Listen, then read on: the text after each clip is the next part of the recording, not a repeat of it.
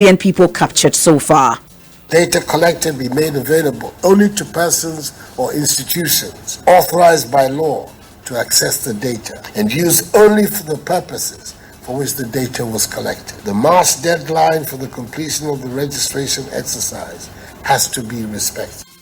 Chairman of the People's National Convention dismisses assertions the party is sharply divided over its position on the creation of a new voters register, insisting the party is against the EC's push for the voter roll. There's no split heads. I think that they are oblivious of party positions. Ambassador at large Edward Mahama is a member of government. Once Edward Mahama is feeding from their stock, what did you expect from him? Police assures it is working to bring to book suspects responsible for the alleged theft of 400 tricycles belonging to the Northern Development Authority as opposition MPs demand immediate arrests. If somebody is mentioned and it is direct that the person might know something about the missing bike, surely we will let the public know and also go after that person or group of persons. Also in sports, ahead of this weekend's run of matches in the Ghana Premier League, we'll hear from Accra Great Olympics coach Prince Kofi on what he anticipates going into their game against Bichim United, plus other matches to expect this weekend in the Premier League as well as the English Premier League. Benedict joins us later with sports. And Multimedia Group Limited kickstarts year-long activities to mark 25 years of excellent broadcasting with mega prayer and Thanksgiving feast. Indeed, we feel blessed that our labor has not been in vain. 25 years of media excellence, 25 years of joyful experiences. We hear from CEO of the company and some alumni who've been sharing their stories of thanksgiving and appreciation for God's goodness for the winning brand. All that and more here on Newsnight with me, Emefa Apawu. Please join me with your thoughts and comments. It's via WhatsApp on 0244 340 437. Newsnight is brought to you by Puma Card from Puma Energy, cash-free convenience.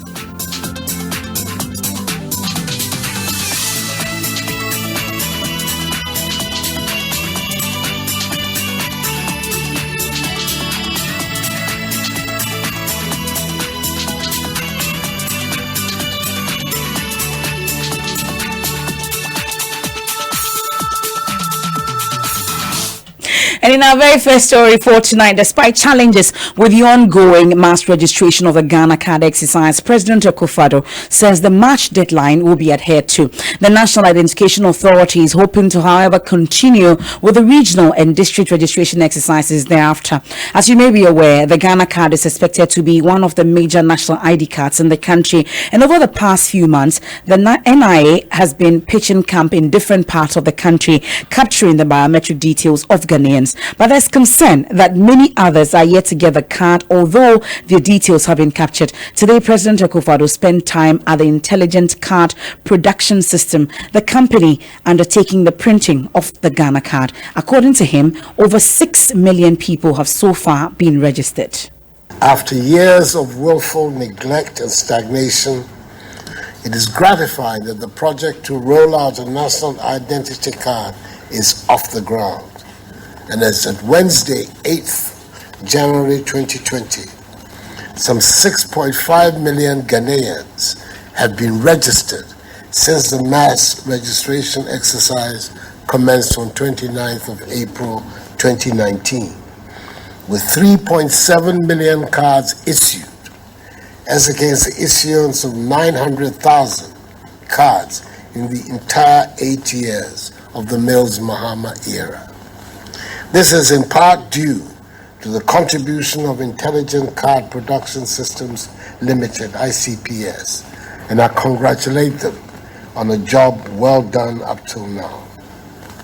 For me, what excites me about ICPS is that it is a company with Ghanaian majority ownership, possessing the ability to produce these cards that will deliver integrated services to all Ghanaians. It has thus far succeeded in creating jobs for hundreds of young Ghanaians and Ghanaian subcontracting companies, in building the capacity of its employees in the area of identity management, and in achieving global standards in its output. Now, per the arrangements, the NIA hopes to end the mass registration in March this year, but will, however, continue the exercise on limited basis in the regions and districts as well. President Akufo-Addo says the deadline will be respected. Institutions, whether private or public, in order to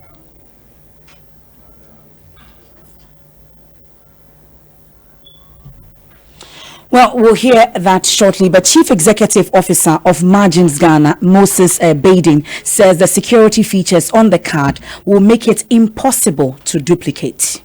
Institutions, whether private or public, in order to clean them up, so that for once we have a clean database that takes away the phenomenon of ghost names and fraud and high interest rate because of banks cannot identify people, and also people having multiple IDs that you use to collect, fraud, terrorism, and so on and so on. So, by putting this in every Ghanaian's pocket, Mr. President, you have helped eliminate the duplication of data in the system. And this is available to be used whether on a database level, online basis, on a one-to-one. So I just wanted you to see everything that you've been through that ends with the Ghana card, where NIA is in the field registering and putting biometric data and alphanumeric data on the card, whilst going through an interview process where people have to sign an oath if they don't have the rudimentary documents, so that if they lie in that regard, then there's a criminal and legal process that is justified. And we hope that this Ghana card project will end properly. As a company, we are very interested in being the first prime contractor in Ghana to have done something like that under your presidency. So that's Moses Bading. He's the Chief Executive Officer of Margins Ghana. Presidential Affairs Correspondent Elton John Broby was with the President today during that tour, and he joins us in studio. Elton, you saw everything firsthand. Tell us what you discovered. So the tour afforded the President the opportunity to learn at first on how the card is produced, the security features on it, and what they've done to ensure that it cannot be duplicated. Indeed, a demonstration was done right in his presence, where two people, their pictures were taken. When they tried to duplicate each other, it didn't work. And to demonstrate the fact that the card is rigid, it cannot be compromised under any circumstance. That's the reason why they are going on this road. And this is a Ghanaian company with major shares owned by Ghanaian. And that, according to the president, is an exciting development, and that is what they hope to do going forward. So far, according to them, they have produced over 6.5 million cars. That is per those who've been registered. And according to the president, over 3 million have been distributed already. That's just about half. That's just about half. So the question is, what now happens to the over 3 million that is yet to be distributed, even though 6.5 million people, their bio have been captured? Well, so we had Professor Kenatifa yesterday when he appeared on a Super Morning Show explaining that it looks like there's some mistakes with the biometric data that's captured by people who have registered, and then also some corrupt officials who are keeping these cards. But interestingly, today on the tour, you didn't have NIA officials? No, we didn't see them around, and I'm unable to tell the reason why the chief executive, for example, was not there. Remember that they are already in Ashanti region, ensuring that the ongoing registration is conducted in an atmosphere with a lot of challenges. And what we picked is that all of the officers are already in the Ashanti region, ensuring that the exercise is carried through without any further issues, beyond what we have already been reporting. Okay, so in spite of the challenges, though, the president says the March deadline will be adhered to. Exactly. According to the NIA says that they hope to do the mass registration across the country and end it on the 31st of March. Now, when that March deadline is achieved, they hope to still continue on a limited basis in the districts and in the regions. After years of willful neglect and stagnation, it is gratifying that the project to roll out a national identity card is off the ground. And as of Wednesday, 8th January 2020, some 6.5 million Ghanaians have been registered since the mass registration exercise commenced on 29th of April 2019. With 3.7 million cards issued, as against the issuance of 900,000 cards in the entire 8 years of the Mills Mahama era. This is in part due to the contribution of Intelligent Card Production Systems Limited, ICPS, and I congratulate them on a job well done up till now. For me, what excites me about ICPS is that it is a company with Ghanaian majority ownership, possessing the ability to produce these cards that will deliver integrated services to all Ghanaians. It has thus far succeeded in creating jobs for hundreds of young Ghanaians and Ghanaian subcontracting companies, in building the capacity of its employees in the area of identity management, and in achieving global standards in its output. That's President Akufo-Addo. So, Elton, even though we had mentioned earlier that you didn't see the executive director of the NIA, the board chairman was there. Sure. Okay. Well, that's Elton Brobe once again. But we've been talking about the situation in Kumasi because that's where the action is as we speak. And yesterday you heard my colleague Kwesi Deborah report about the slow pace, and there's an extension as we speak. But let's go on the phone line and speak to the Aswansi MP, Honorable Mutaka Mubarak. We're grateful for your time here on Newsnight. So you've been monitoring the situation. What have you observed so far? Well, good evening to you and your listeners. I mean, yes, I will say that the process is going on, at least in my constituency, and as I travel through the city, some other constituencies, you could still see a lot of queue, and sometimes you can see the frustration on the eyes of many Ghanaians. In the case of Aswansi, almost all the centers that we have are really, really, really very choked. I mean, the process is going on, and you see people, waiting in the scorching sun for their turn. And sometimes those who are not able to wait for that long, then go home. And then some of them who, after they have taken their bio and the card, ask them to come maybe 2 days later, some will come, and then when it's still not ready, they go. So if you find out from the NIA officials, you will see that so many cars are in their hands that people have not yet come to collect them. And my fear is that with this insistence that, it will not be extended, then if we are not careful, we may not be able to achieve the target that we set for ourselves. In my view, I want to believe that in the case of Asante, and now that it's lost some few days, maybe we need to add some more equipment per center so that at least the process could go fast. Because if after all about 11 days or so, after all these days that they've done, living only 5 days, I do not believe in the extension. I want to believe that you are likely to leave so many people who were expected to be captured, not captured. And I don't know, now that they say that after this exercise, they will now open it in some offices within the district for individuals to go there. I want to believe that may create a lot of challenge. It is my hope that we do whatever we can to capture as many people as possible. But I can tell you, as you go across the constituency, you can see a lot of frustration. Sometimes people queue when it's their turn. They say the form is finished. They have to go get some additional forms, and therefore all the queue that they've held since morning becomes a waste. And sometimes they go home and they don't come back again. So these are some of the challenges that I've observed for the past 10 days in the constituency. Well, there have been cases, we're told, about extortion. At least the executive director had also raised concerns about some corrupt officials who were working for the NIA. As an MP for the area, have you had cases of some of your constituents coming up to you to make such claims?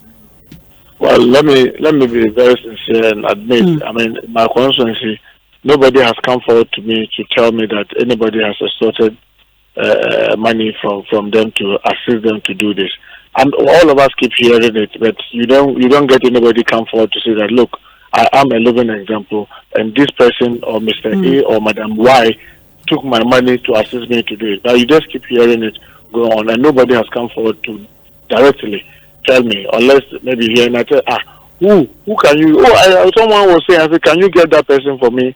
And usually the usual thing, they are not willing to come forward. But it is just rumor going around, and I don't have any evidence to say that I've seen, or in my constituency, anybody has come forward to me to tell me in this particular center, somebody has taken money to help him or her to shorten the system or to jump the queue. I haven't heard that. So all this while I'm in my constituency. That's good to hear. We're grateful for your time here on Newsnight. That's the Aswasi MP and Minority Chief Whip Mutaka Mubarak there, speaking to us about the ongoing exercise in his constituency, because the NIA is in the Ashanti region as we speak. Now, on to some other stories. Now, Chairman of the People's National Convention, Bernard Mona, has dismissed assertions that the leadership of the party is sharply divided over Electoral Commission's decision to compile a new voters register. The party appeared divided over the issue when its national chairman rubbished reasons given by the EC for the urgent need of a new voters register at a forum organized by the Coalition of CSOs for Good Governance yesterday, whilst the party's national vice chairman, Henry Asante, joined 12 other political parties, including the governing NPP, to endorse the Electoral Commission's stance, claiming that his position supports the creation of a new register, and that is actually endorsed by the former flag bearer of the party, Dr. Edward Mahama, who is now the ambassador at large. But the national chairman, Bernard Mona, says its 2016 flag bearer is oblivious of the party's position, and his view does not represent that of the party. Listen to him. Ambassador at large Edward Mahama is a member of government, and if the ruling party's position is that they support a new register, once Edward Mahama is feeding from their stock, what did you expect from him? Have you forgotten that he did a similar thing when it was with the referendum on whether we should allow partisan position in the local level election? When he is very much aware that our party manifesto since 1992 has held the position that we support the election of MNGCs but not on partisan basis. He overruled that party manifesto position that has even all dates before he became presidential candidate. And because he's working with government, he thinks that he must side with government. So I am not surprised that this position is coming from his angle. So, yes, I can say that once he's working for government, he thinks that he must swallow every policy that the government brings out, hook, line, and sinker. That is not a party position. I have just told you that the party position has been that in 2016, we rejected a new register on principle and on the basis that a population census must precede any compilation of a new register. We speak today, there is no new population census data. So why would the PNC somersault and go and say that we support a new register? You say you're not surprised that your presidential candidate 2016 is supporting the idea. Would you say that perhaps it's a betrayal of the PNC? Well, I have stated that time without number, that as long as you continue to work in government and you also want to work for a political party, there will be conflict. That conflict will be, should you do the bidding of the government or you do what your party says? And this conflict has manifested itself here. A party position that we have taken over the past 4 years is being thrown away just by the stroke of Edward Mahama's eyes. And for the first vice chair who also supported the idea, what then happens to him? Because he is in the party and is doing against the party. That he said that Edward Mahama was the one who received the information and authorized him to go and speak the position that he has ventilated. So I don't have any problem with the second vice chairman. I have a position because he went to represent the views of Edward Mahama. So he didn't represent the PNC at the forum? No, he said that Edward Mahama called him and asked him to go and take that position. But we are told that he was there in his capacity as the second vice chair of the party. But second vice chair, the national chairman, there is your boss. I mean, you can imagine that Akufo-Addo speaks on a policy and the Bawumia come and say that the president's position is not, and that the vice president position is. So he will be sanctioned for representing Edward Mahama at the event. Oh, I have said time without number that in institutions people may have divergent views. Okay, the party has taken a position 4 years ago, and we still stand by that position. You are there, Bernard Mona, chairman of the People's National Convention, PNC, speaking to my colleague, Kwesi Parker-Wilson. But in all this controversy about the compilation of a new voters register, we've not heard from the Convention People's Party, that's the CPP. We know that they were to hold an emergency meeting on its party position today on this particular subject. My colleague, Kwesi Parker-Wilson, has been monitoring that particular meeting, and he's joined me in studio. Do we know the position of the CPP now? Yes, Emefa, we do. We know the position of the CPP. Now, the meeting, in fact, it took about 3 hours for them to conclude on their position on this matter. Now, my source in the meeting tells me that it became a heated argument. In fact, the leadership there was confusion among the leadership. There were those who were going in favor of the Electoral Commission and that of the NPP, and those who also were kicking against the push for a new voters register. So it went on, and then the chairman of the party now, Hajia Hamdatu, had to veto and said that going forward, no member of the party should state a position on the matter. They want to remain neutral. So if you speak, you are speaking in your private capacity as an individual within the party and not representing the party's view. So as far as the CPP is concerned, with the voters register, they remain neutral. They don't have any stance as to whether they support the idea or they are kicking against the idea. So that's what happened at that meeting. Maybe we never know that later on in the week or so, as the debate rages, we never know if the the CPP CPP we should expect some will come. official statement from the chairman by close of probably. They said by close of today, so that's already ended. But let's see. Let's monitor and see when we'll get the official statement. Okay, that's my colleague Kwesi Parker-Wilson with the CPP's position. They've decided to remain neutral in the debate about whether we should compile a new voters register or not. Now, government has announced that it will in the coming days embark on a rigorous demolition of unauthorized structures across the country. The move, according to the Minister of Lands and Natural Resources, Kweku Asmatreme, is to safely guard government lands from land guards and other private entities. The minister was addressing a press conference at the ministry a while ago, and he also says that government will go all out to reclaim its lands that have been encroached on, including the contentious UPSA land that is currently before the national security. Listen. In 1977, the government acquired that stretch. Then in 2011, the government came back and acquired specifically where UPSA is seeking to use today. And that portion was given to family planning something. UPSA claims to have acquired this land. We went in and demanded documentation to that effect. As I talk to you now, we haven't gotten the documentation, the documents purportedly covering this very parcel in dispute. And granted that UPSA has acquired it, and he claims to have acquired it from the Lands Commission, which we do dispute because we have the file. We have gotten the file, we have seen that it is still state land. It has not gone to any state institution apart from the ministry and the Lands Commission. UPSA has been alleged that it acquired the land from a group. The statement they volunteered to the police clearly indicates that they might have acquired it. Operative word might. They might have acquired it from a group. And that particular group is not clothed with capacity to have dealt with state land. It is only the Lands Commission that is clothed with capacity to have dealt with. UPSA contends that it is government university, and therefore it can acquire that particular land, whether fair or foul. The regulator of all state land is the Lands Commission. The regulator does not know UPSA to have acquired that land, and that it has no record from the Lands Commission. Since it is a state land, it requires a lease to be engrossed between the state and UPSA, notwithstanding that it is government university. Can we, as regulators of that particular land, take the land from UPSA if indeed it had acquired it from the Lands Commission?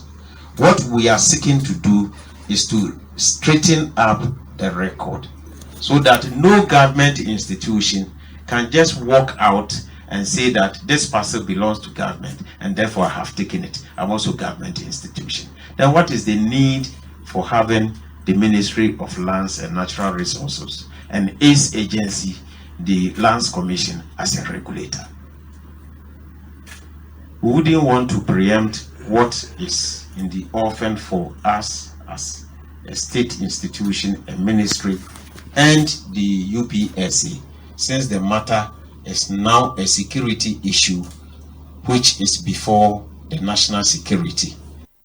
That's the Lands and Natural Resources Minister, Kweku Asuma Treme. Now, the Ghana Police Service says it is working diligently to bring to book suspects responsible for the alleged theft of 400 tricycles belonging to the Northern Development Authority as opposition MPs demand immediate arrest. A youth group in Tamale linked to the MPP, the Kandahar Boys, allegedly seized the tricycles with the blessings of some party officials. Former Chief Executive Officer of the authority, Dr. Abdul Majid Haroon, filed a police complaint over the missing bags. He has since been fired by the president. The Northern Region Police PRO, DSP Yusuf Tanko, says they will be questioning some individuals in connection with the alleged theft next week.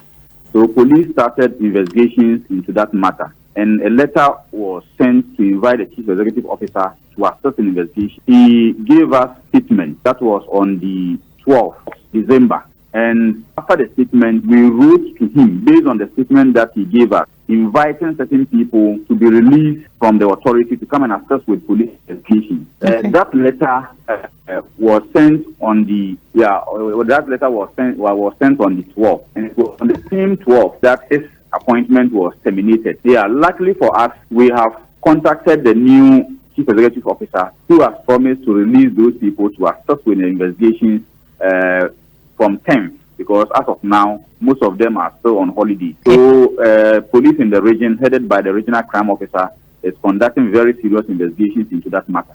Do we know how these 400 tricycles got stolen? That is why we are conducting investigations. If we knew how they got missing, we would have gone straight to arrest the persons who took them. So be patient, give us time, and what I've narrated to you indicate that we have taken steps that are necessary to uncovering how those tricycles got missing from the authorities' premises. Okay, there are rumors that these tricycles were stolen, and there's a group that is linked to this missing this stolen tricycle, the Kandahar Boys. Have you been able to pick any leads on that? Yeah, we are conducting investigations, and the tricycles were on the premises of the authority. So we have contacted the chief executive officer. He had mentioned some people who we think needed to assist us with investigations. We have invited them, and come 10th, those persons will be released to assist us with investigations. So just be patient. If somebody is mentioned and it is direct that the person might know something about the missing bike, surely we will let the public know and also go after that person or group of persons. It's been more than 3 months. Yes, I told you when the report came to us, we contacted the authority through the chief executive officer. He gave us statement. After giving us the statement, we wrote to him for him to release some persons to assist with the investigation, and it was on the same day that his appointment was terminated.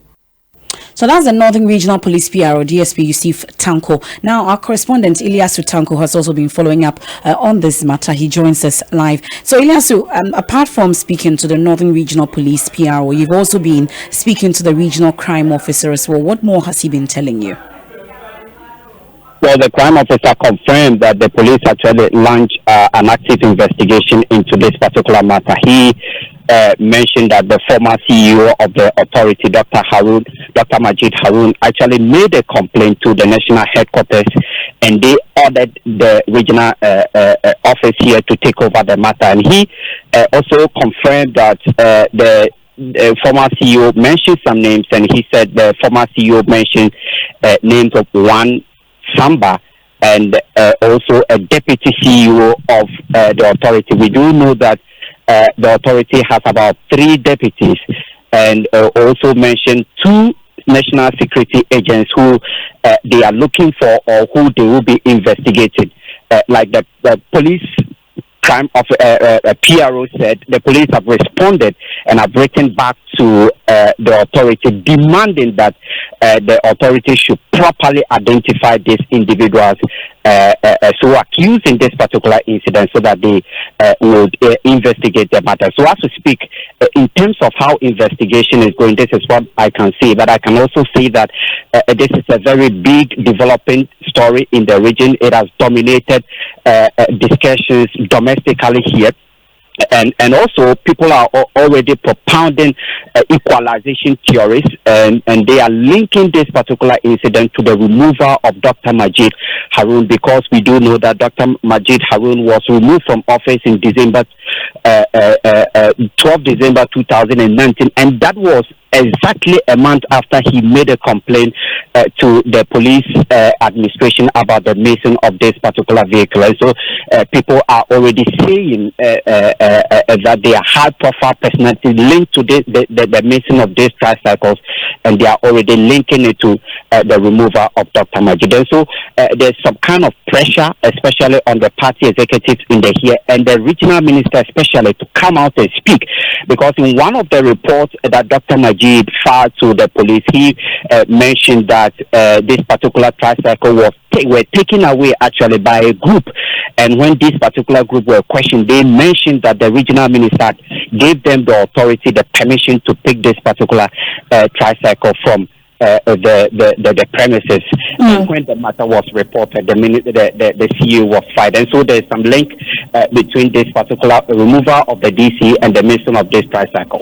But in all this, though, I'm sure you've been trying to speak to the regional minister on this matter since it's been mentioned, and you say it's been unsuccessful. Well, they have been very tight-lipped on this particular incident. I must say that the company that the former CEO accused of leading the youth to take this particular tricycle from the company is called the Savlink company. And in 2017, shortly after this particular minister was sworn into office, this particular issue came up. Some youth group came out, tried to link him to this Savlink company. He came out and flatly denied this particular issue. And this particular issue has come again, and they are now trying to link it to him. And so it will be very difficult getting comments from the party and the regional minister himself. That's Ilyasu Tanko. He's our correspondent, and he's following closely this particular issue. Meanwhile, opposition MPs are questioning why the perpetrators have not been arrested yet. NDC MP for Kumbugu, Ras Mubarak, says justice must be served and swiftly. What we suspect is that they have distributed these tricycles to their party apparatchiks, to their party foot soldiers, and they haven't done the distribution in a manner, that is equitable.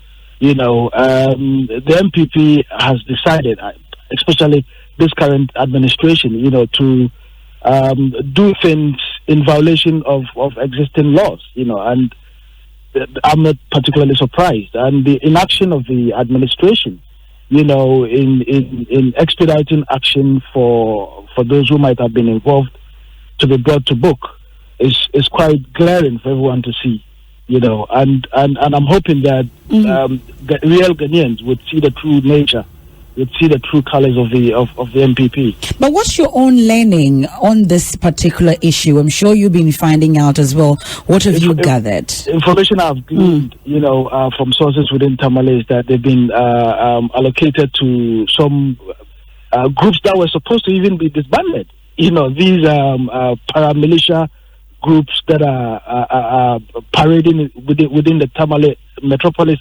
especially, and harassing people left, right, and center simply because their party is in government. We were told that all of these militia groups would be disbanded. As we speak, they haven't done the disbandment. As we speak, they are using tricycles that are bought for by the state, paid for by the state, and simply handing over to party foot soldiers. And I simply think that, serious heads would have to roll. The minister in charge, would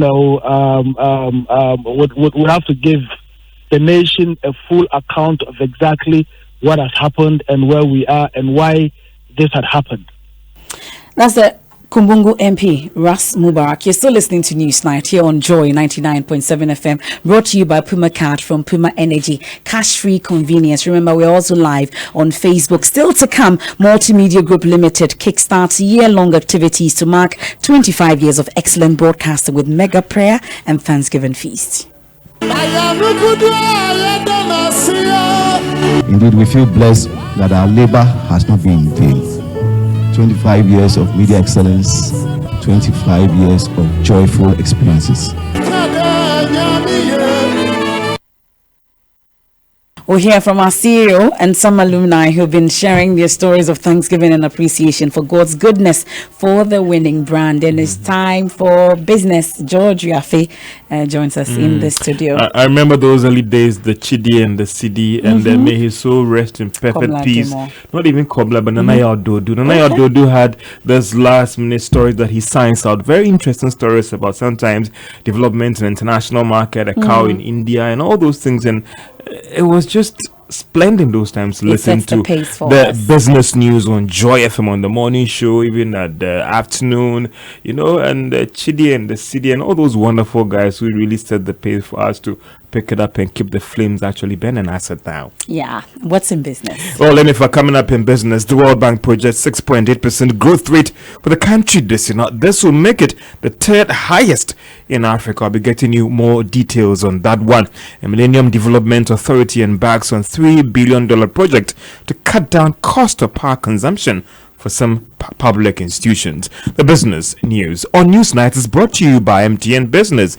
Welcome to the new world of business. Kingdom Books and Stationery, your number one stop shop for all your office essentials. And First National Bank, we are the bank that understands your business. First National Bank, how can we help you? Everyone says I'm a Kosia filler, but it's not like I'm nosy or go out to find out the latest filler. It's just that I get 50 megabytes of data free after paying for only the first minute of every call. And so I just keep discovering stuff minute after minute. That's how come I was minding my business, scrolling through my timeline, and I found out Coco has a new baby. Oh, and last week I learned Ken won the lottery. You see, Ken is my brother's friend. So hello, look who's about to roll with the rich and famous. Enjoy even more value with MTN Free After One. You only pay for the first minute of your call on MTN Free After One, and the rest is free. Plus, you enjoy free 50 megabytes worth of data to browse your favorite sites. Compare where, compare there. So dial *315# to sign up. We day for you everywhere you go. Terms and conditions apply. Mr. Barr has big dreams for his business, Barr & Co. Limited, and his family, making them a reality meant long drives and queues. He's lost precious time struggling to pay his suppliers in China, Turkey, India, and other parts of the world. With the First National Bank global payment via our online banking enterprise, he now pays for all that in the convenience of his home or office, giving him time to focus on family and growing his business. Use our online banking enterprise to access Forex when you need it. It takes a bank that does more to help your family. So who's helping yours? First National Bank. How can we help you? We give you nothing but the best. We stay above the rest. More quality, more affordability. Kingdom Books and Stationery. Everybody's going to the one and only shop where customer satisfaction is a guarantee. Kingdom Books and Stationery. Oh yes, with our 30 days credit facility with no interest charge, free delivery services, and our free consultation on setting up your office, Kingdom Books and Stationery is unmatched in our delivery of quality and affordable office essentials, equipment, and furniture. Experience world-class customer service in all our branches in Accra, Tema, Kumasi, Cape Coast, and Takoradi. Call us on 0302-764-101 or visit our website at www.kingdomgh.com. Kingdom Books and Stationery, your number one stop shop for all office essentials and stationery. Terms and conditions apply. We know it's important to create a productive and supportive working environment by investing in your employees' health. With a leading international track record, Apex Health Insurance is regulated and licensed by the National Health Insurance Authority to provide medical insurance services to institutional clients, families, and individuals. Apex Student Package and International Medical Solutions are all here to cushion you. Visit Apex Health Insurance Office at Zion House, Boundary Road, Shiashi, or call 0501 683 914. or 0232 000 In Kumasi, we are located opposite Prempe College, Sofo Line, and in Takrady, Apex Health, your preferred health insurer.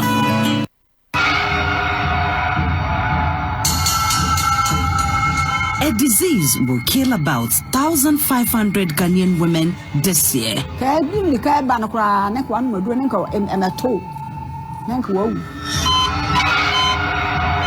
It is deadly but preventable. Nearly half of them will die from the condition within a year.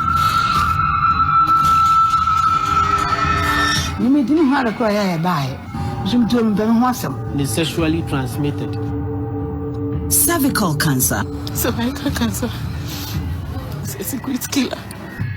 Cervix in Crisis. A Joy News Hotline documentary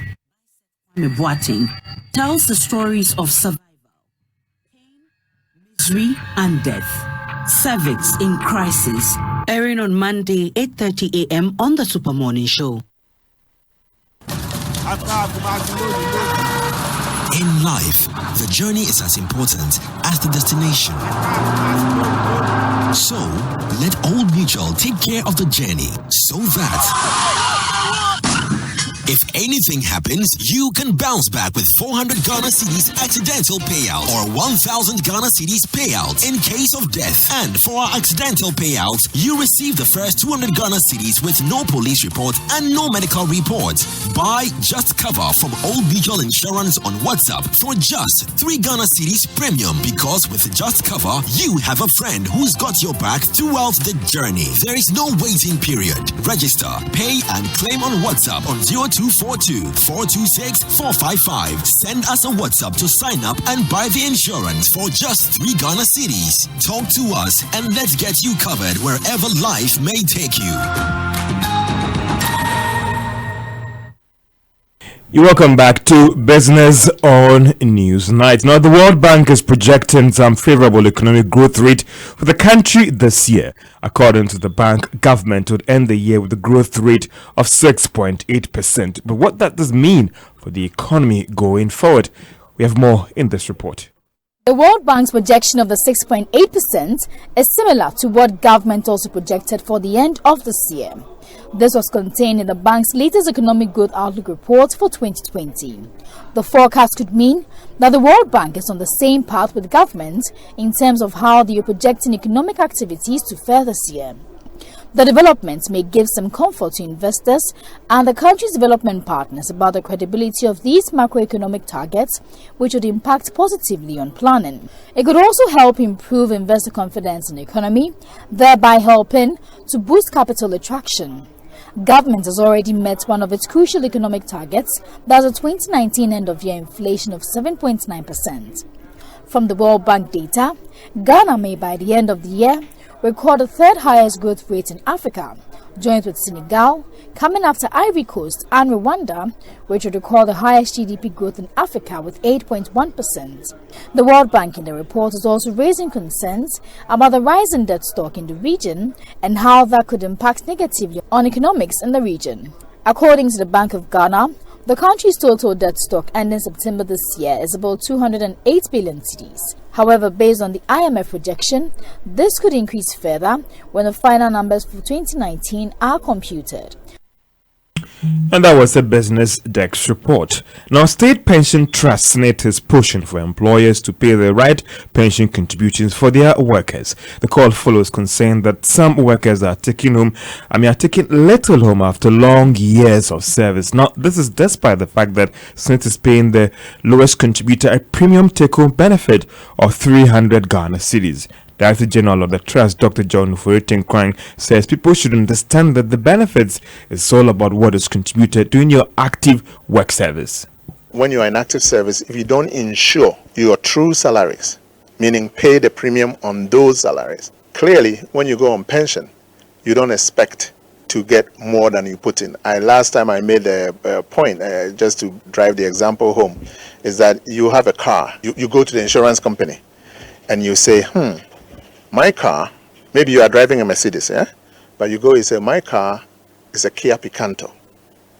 So insurance, I want comprehensive insurance. They'll give you a premium, right? and it's going to be a low premium. You'll be very happy to be paying a low premium because now you have a lot more disposable income and you're riding in your nice, BMW or a nice Mercedes. Then, God forbid, that accident occurs. Now you got to go and claim. So when you go, they'll look into your books and they say, okay, the car is a Kia Picanto, and this was it's comprehensive, and this and that, and this is the value, and that is what they're going to give you back, right? They don't know that you were driving a Mercedes or you're driving a BMW, right? And so you do not expect to pay the premiums on the Picanto, and then when it's time to come and claim, you expect that they'll give you a Mercedes. So the point I'm trying to make is for workers in Ghana today to know that the SNIT scheme is an insurance scheme. It's a wage insurance scheme. Pay the premiums on the wages that you are earning today, the true wages, so that when you go on pension, the reflection on those wages is going to be what you expect and that you are not going to be caught by surprise. Thank you.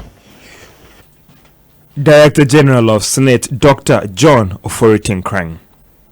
Now, some public institutions should by the end of March this year witness their power consumption go down by some 40%. Now, this follows the intervention under the Ghana Power Compact Program under the Millennium Development Authority to ensure efficient use of energy in these institutions. The $3 million project today saw MIDA pay a working visit to Kolebu Teaching Hospital, where a 3.4 million cedis energy cost program is being implemented to help reduce power consumptions. There is more in this report. The Millennium Development Authority, MIDA, has embarked on a race to retrofit intervention as part of the Ghana Power Compact program to promote energy efficiency in Ghana, especially in public institutions. The $3 million project will see about 5 public institutions fitted with energy-efficient electrical gadgets. One of the public institutions to benefit from such an intervention is the Kolebu Teaching Hospital, where 3.4 million cedis is expected to be saved on a yearly basis. Richmond Owusu is the project manager for the energy efficiency and demand side management of the Energy Commission. We did what we call an investment grade energy audit to know how much they were consuming and then to be able to compare to what will be saved after the retrofitting, after these installations. We have figures which prove that we are going to save them, I think, about 40% of what they are consuming now.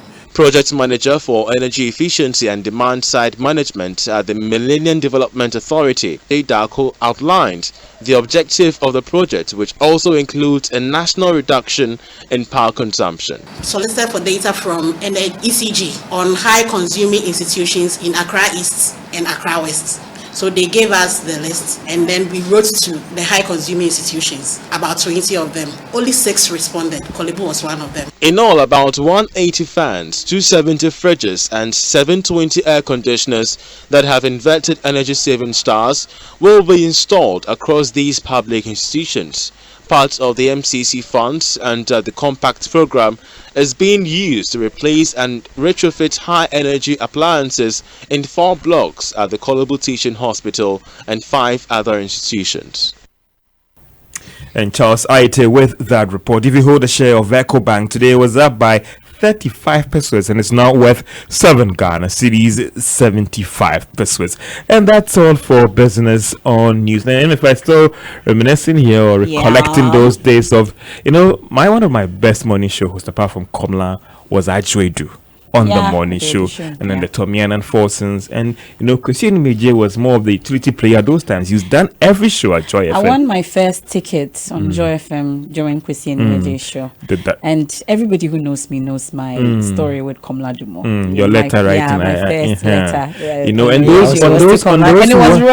those wonderful promotions there, is it the 10 days or 20 days of gift max, and I remember one time one person called Komla and they asked him to give the title of Little Drama Boy, and he said Rappa-pom-pom, and I just can't forget that incident that morning. George, Tommy and Forsen, Joy is just and Joy, do you remember the Coca-Cola music show which used to be on Saturdays? I do remember. Yeah. Joy Big Jam. Talking drums.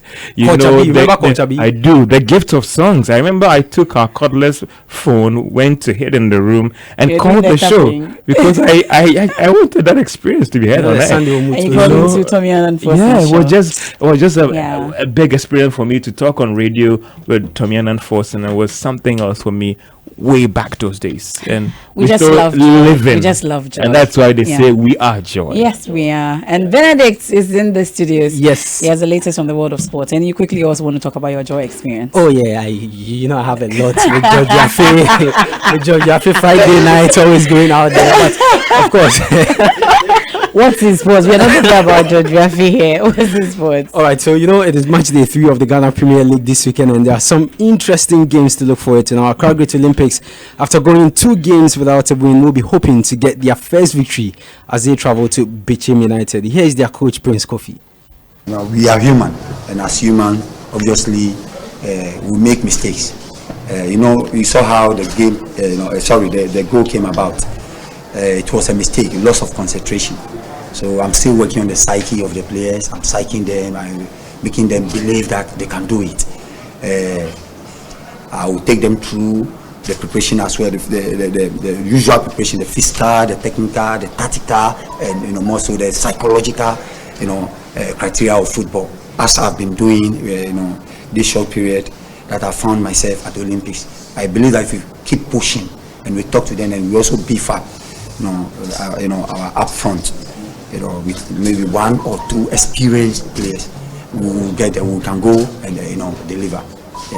All right, so that was Accra Great Olympics coach Prince Kofi. Now, the Bichim United Great Olympics game is one of many matches that will be played this weekend. Now, tomorrow at the Karindorf Park in Dansuman, Liberty Professionals will host Inform Media Mercy. What a game that will be. And on Sunday, we'll have Accra Hearts of Folk who are still without a win in 2 matches. They will come up against the Butusua Dwarfs at the Accra Sports Stadium, and that game will be live on television. Indiana Stars will hope to make 3 wins from 3 games when they host King Faisal in Doma. Ashanti Gold face 11 Wonders in Obuasi at the Linkley Stadium, with Asante Kotoko playing host to Bekum Chelsea at the Barbara Stadium, and then we'll have Elmina Sharks. They will come up against Wafa in Elmina, who also will be hoping to make 3 wins out of 3 games. Karela facing Interlies, and we have Dreams FC. They will come up against Legon Cities at the Dewo Park. Well, away from the Ghana Premier League, there are English Premier League games this weekend, and it starts tonight with Sheffield up against West Ham United at the Bramall Lane, and tomorrow games to look forward to. Jordan Ayew's Crystal Palace will come up against Arsenal at the Selhurst Park. Chelsea,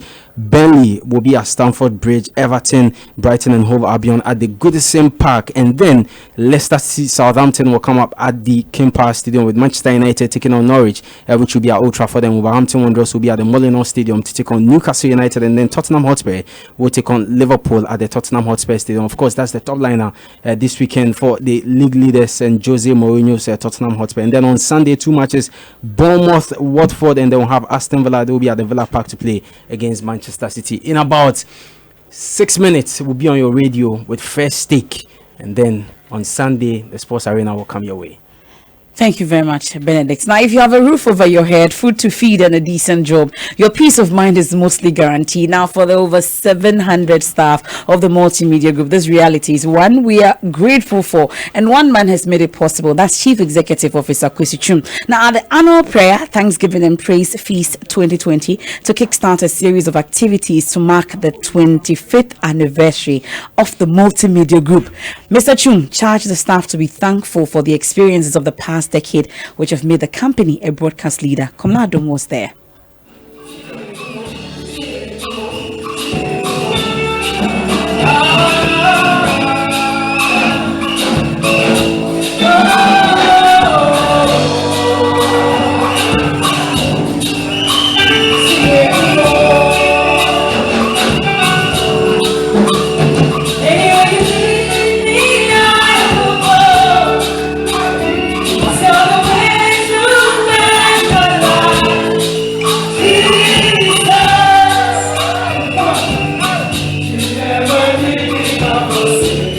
Gospel minister Uncle Ato took us to the throne of grace, or rather, brought heavens down.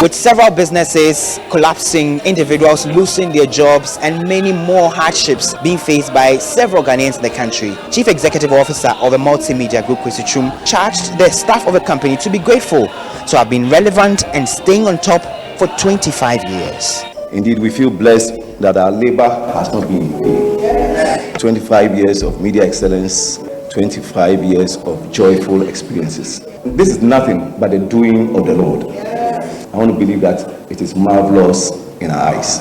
So we're going to demonstrate that it's marvelous in our eyes. The word of God concerning our lives has never failed. God has made us a wonder. When people look at us and say, this is a proof, this is evidence of God's goodness.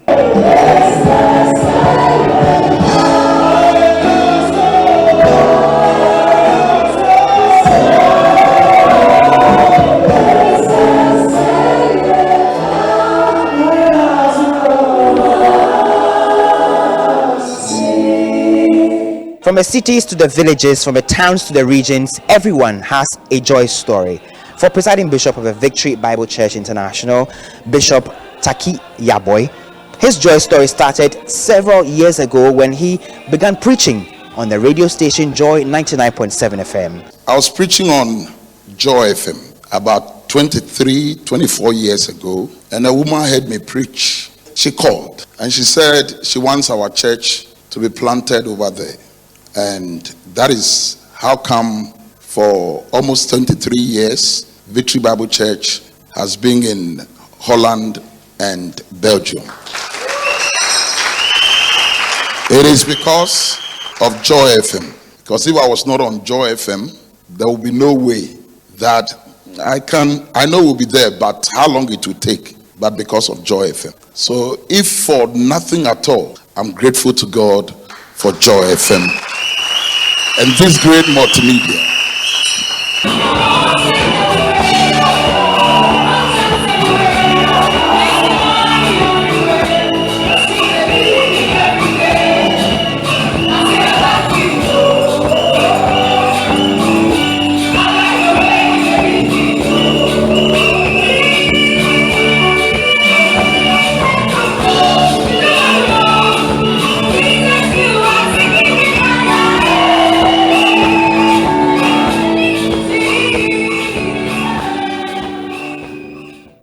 So that's what happened today at the Victory Bible Church, Kokomlemle. Now, meanwhile, some alumni of the company have been sharing their goodwill messages with us. Here's CEO of the Telecoms Chamber, Ken Ashigbe, founder of Young Educators Foundation, Eugenia Techimenson, CEO of Curious Ghana Limited, Kingsley Wood, and Clemencia Tete.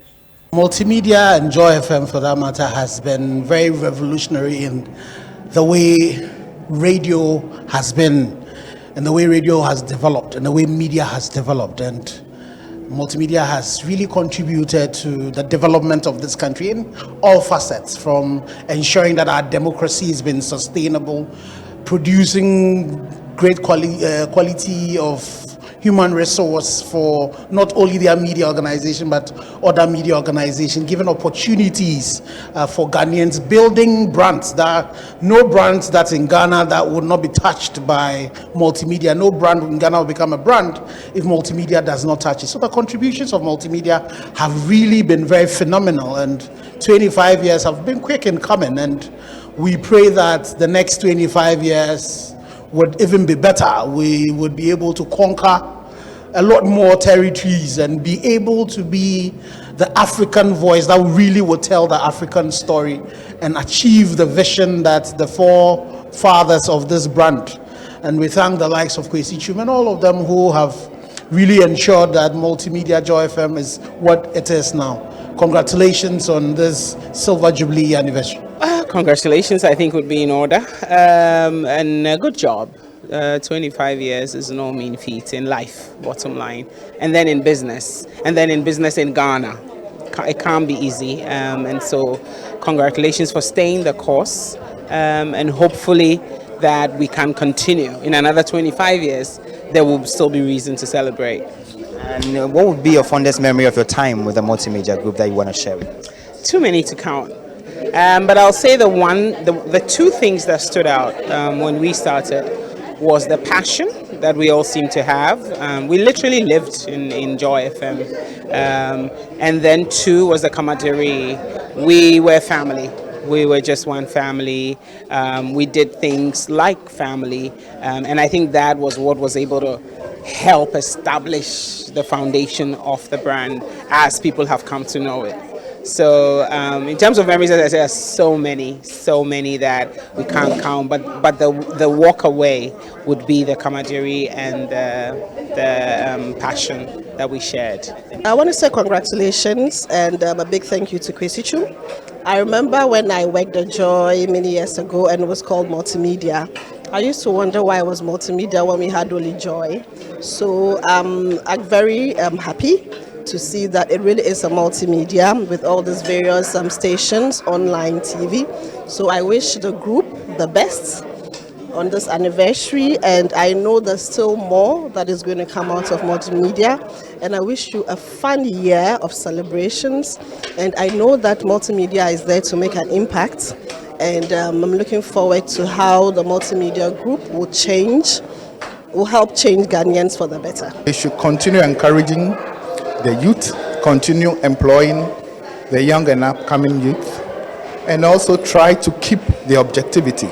Should not be influenced by any power or any force within the system. During your time with the brand, what's the fondest you can remember, and how should it inspire us? As one of the pioneers, we were that few, and we shared a Friday evening blind date. After Rami's program, we would all wait and see those who would not be hooked. We were all not attached, so we made friends, and we had that unity, and that has brought all of us back here. We say a big thank you to Kwesi Chu for the vision and for the blessings of God. And Gary and the team are coming up shortly with First Take. But more important, we probably should also have a Friday night blind date after this one. No, you're out of the picture now. Pardon? Out of the mind. You know. No, pardon. You see, you heard me. It's not that I didn't hear. I didn't like what you said. You see, so we'll have the married version. I'm married. Hans Mensando is also married, so we'll have a version to achieve what? What's the objective of this blind date? As 25th anniversary, we have to revive our, rejuvenate our, Okay, you go home today. Yeah. So we'll finally hear from the and we'll chief have a blind executive. date with our wives. Oh, okay. Yeah. That's let me clarify that. Please, I need to go home. So we'll hear from the Chief Executive of the National Education Authority and criminologist, Professor Ken Atefo, and that's it for News Night. After that, Gary and the team will take over. The umpteenth times I had interviews with Komla Dumor, the